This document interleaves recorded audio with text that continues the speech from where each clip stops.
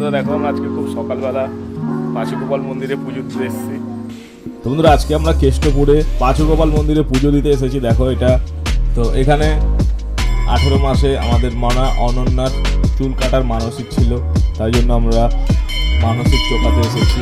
মন্দিরটা খুবই পবিত্র এবং খুবই একটা জাগ্রত মন্দির মানা হয়, যেটা কেষ্টপুর সল্টলেকে রয়েছে। তো আজকে মন্দিরে সকাল থেকেই আমরা চলে এসেছিলাম এবং সল্টলেক সেক্টর 5 থেকে খুব কাছেই রয়েছে এই মন্দিরটা। তো কাছে কাছে কাছে কাছে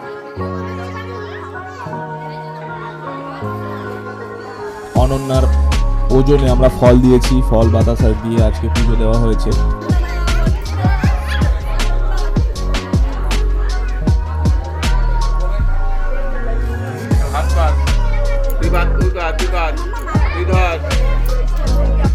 দুটো থেকে পুজো শুরু হয়, 3টে পর্যন্ত পুজো চলে, তারপর বাতাসা হলুদ হয়, এগুলো আমরাও দিয়েছি এবং খুব ভালো লাগলো আজকে এরকম একটা জাগ্রত মন্দিরে আজকে পুজো দিয়ে।